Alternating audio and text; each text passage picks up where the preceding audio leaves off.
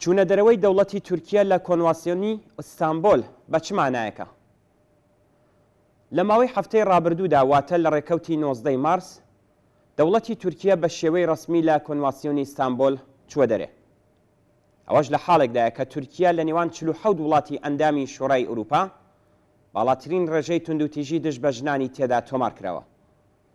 کاربەدەستانی تورکیا هۆکاری چوونە دەرەوە لەم کۆنواسیۆنیان کە لەلایەن ڕەجەب تەیب ئەردۆغانەوە واژۆ کراوە ڕانەگەیاندووە. زەهرا زۆمۆرۆت وەزیری بنەماڵەی تورکیەش لەم بارەوە ڕانگەیاندووە کە یاسای بنەڕەتی تورکیا مافی ژنان زەمانەت دەکات و هەروەها بەشێک لە کۆمەڵگەی موسڵمانی تورکیا لەسەر ئەو باوەڕن کە ئەم کۆنواسیۆنە هەڕەشەیە بۆ سەر ناوەندی بنەماڵە و پەرەپێدەری هاوڕێگەسوازیە. بە پێی راپۆرتی نێونەتەوەی هەواڵنەری تەسنیم سولەیمان سۆیلو وەزیری وڵاتی تورکیا سەبارەت بە چوونە دەرەوە لە کۆنواسیۆنی ئیستانبول وتوێتی کە لەم بارەوە لەگەڵ تۆمەتێکی نابەجێ و ناڕەوا بەرەوڕوو بووینەوە. هەروە ڕاشی گەیاندووە کە ئێمە وڵاتێکین بە دەسەڵاتدارێتی سربەخۆوە. ئەو بەڵگە نێونەتەوەیانەی کە بە سەلاحمانە واژۆی دەکەین و ئەوانش کە پێویستمان پێیان نییە لەیان دەڕۆینە دەرەوە. بەڵام کۆنواسیۆنی ئیستانبول واتە کۆنواسیۆنی شۆڕای ئەوروپا بۆ ڕێگری لە توندوتیژی دژ بە ژنان و توندوتیژی بنەماڵە و بەرەنگاربوونەوە لەگەڵ ئەم بابەتەیە. ئەم کۆنواسیۆنە لە ڕێکەوتی 11 مەی ساڵی 2011دا لەلایەن وەزیرانی کاروباری دەرەوەی 47 وڵاتی ئەوروپایی لە شاری ئیستانبولی تورکیا پەسەند کرا. تا مانگی ژوویە 12 وڵات ئەم کۆنواسیۆنەیان واژۆ کرد و 24 وڵاتی دیکەش سەرڕای واژۆکردنی ئەم کۆنواسیۆنە لە پارلەمانە نەتەوەیەکانی خۆشیاندا پەسەندیان کرد و بەڕێوەیان برد. ئەم کۆنواسیۆنە لە سەرەتای ساڵی 2014ەوە بەکردەوە دەرهاتووە. وڵاتانی ئەرمەنستان، بۆڵغارستان، کۆماری چێک، مەجارستان، لیتۆنی، لیختێشتاین، لیتوانی، مۆلداوی، ئۆکراین و بریتانیا ئەگەرچی ئەم کۆنواسیۆنەیان واژۆ کردووە بەڵام هێشتا لە ناو پارلەمانەکانیاندا پەسەندیان نەکردووە.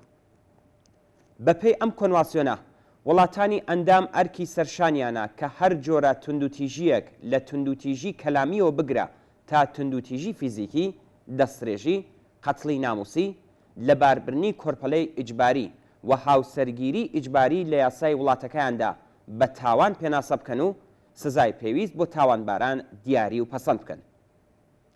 بێگومان ئەم کۆنواسیۆنە هەوڵێک بووە بۆ وڵامدانەوە بە ئاستی ناڕزایەتیەک کە بزوتنەوەی ژنان و چالاکانی ئەم بوارە دژ بە دەسەڵاتی تورکیا بوویانە. ئەگەرچی هەروەک ئاماژەی پێکرا پەسەندکردنی وەها کۆنواسیۆنێک لەلایەن زۆریەک لە وڵاتەکانەوە لەوانە تورکیا هەوڵێکی ڕەواڵەتی بووە، بەڵام لەگەڵ چوونە سەرەوەی ڕێژەی توندوتیژی و ژنکوژی لە تورکیا و لە ئاکامدا ناڕزایەتی دژ بەم جەنایەتانە دەوڵەتی ئەردۆغان هەوڵ دەدات تا ئەو جێگایی کە ڕێگای هەیە باگرتنەبەری توندوتیژی و لاوازکردنی بوارەکانی ناڕزایەتی کۆمەڵایەتی لە پەرەسەندنیان ڕێگری بکات. بێگومان دەوڵەتی ئەردۆغان بەو ئامانجەی ناگات لەبەر ئەوەی کە ڕاستیەکان حاشا هەڵنەگرن. هەواڵنەری ڕۆیتێرز ڕایگەیاندووە کە ئەگەر چی دەوڵەتی تورکیا ئاماری ڕسمی پەیوەندیدار بە ژەنکوژی ڕاناگەیەنێ، بەڵام گروپێک کە لە تورکیا لەم بوارەدا لێکۆڵینەوە ئەنجام دەدەن ئاشکرایان کردووە کە ئاماری ژنکوژی لە ماوەی 10 ساڵی ڕابردوودا 3 بەرابەر زیادی کردووە.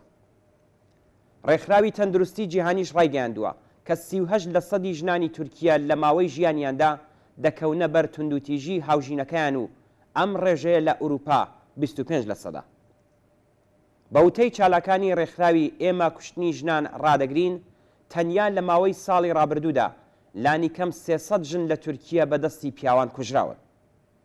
لەم دوایانەدا هەواڵی دەستڕێژی سێکسی و کوشتنی ژنێکی 92 ساڵە و گرتە ڤیدیۆی پیاوێک کە هاوسەری پێشووی داوەتە بەر ئازار و توندوتیژی فیزیکی باسەکانی پەیوەندیدار بە توندوتیژی دژ بە ژنانی لە تورکیا پەرەپێداوە. ئەم بارودۆخە نالەبارە تەنیا تایبەت بە دەورانی دەسەڵاتدارێتی ڕەجەب تەیب ئەردۆغان نییە، بەڵکو لە سەردەمی دەسەڵاتدارێتی بۆلند ئایجۆی تیژدا تورکیا شوێنێکی گونجاو بۆ ژنان نەبووە.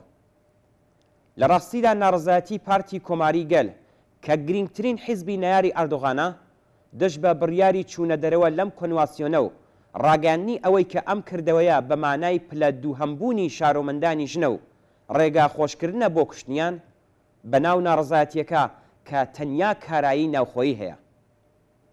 ئامرازێکە بۆ بردنەسەرەوەی توانای چەنە لێدانی ئەم حیزبە لە بەرامبەر حیزبی عەداڵەت و گەشەی ڕەجەب تەیب ئەردۆغان. تورکیا لە ساڵی 2001دا پلەی 81 لە ناو 175 وڵاتدا لە بواری گەشەی پەیوەندیدار بە ژنان بەدەستهێنا. ئەم دەرکەوتەیە کە بارودۆخی ژنان لە بوار تەندروستی، فێرکردن و داهاتەوە دەداتە بەر لێکۆڵینەوە، نەتەنیا تورکیای خستە پاش وڵاتانی ئوروپایی، بەڵکو لە چاو زۆر یەک لە وڵاتانی موسڵمان لەوانە عەرەبستان، لوبنان، ئۆردۆن و تۆنس پێگەیەکی نزمتری پێدا.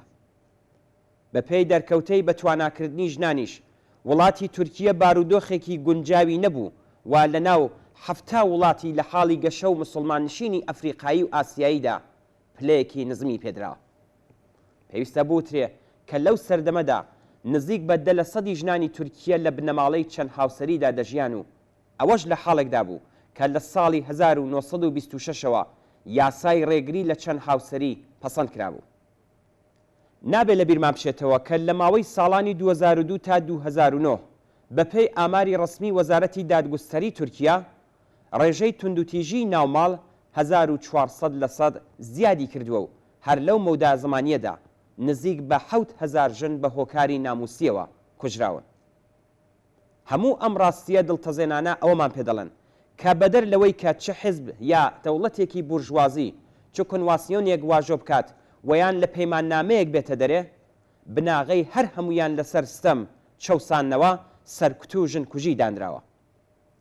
هەر کات بزوتنەوە کۆمەڵایەتیەکان سەر هەڵدەدەن، حیزب و دەوڵەتە بورژواییەکان هەوڵ دەدەن لە ڕێگەی چاکسازی نیوەچڵەوە ئەم بزوتنەوانە کۆنتترۆل بکەن و ئەو کاتیش کە جێگایان بۆ خۆیان لێژبینی دەست دەدەنە سەرکوتی هەرچی زیاتر و دژە مرۆڤیتر. بەرەنگاربوونەوە لەگەڵ ئەم هێرشەی دەوڵەتی ئیسلامی فاشیستی ئەردۆغان پێویستی هاتنە مەیدانی ملیۆنی ژنان و هێزە چەپ و ڕادیکاڵەکانی کردوتە ئەرکێکی دەست بەجێ و گرنگ. بێگومان تەنیا لەم ڕێگەیەوە پاشەکشە بەهواها سیاسەتێکی بە ئاشکرا دژەژن دەکرێت.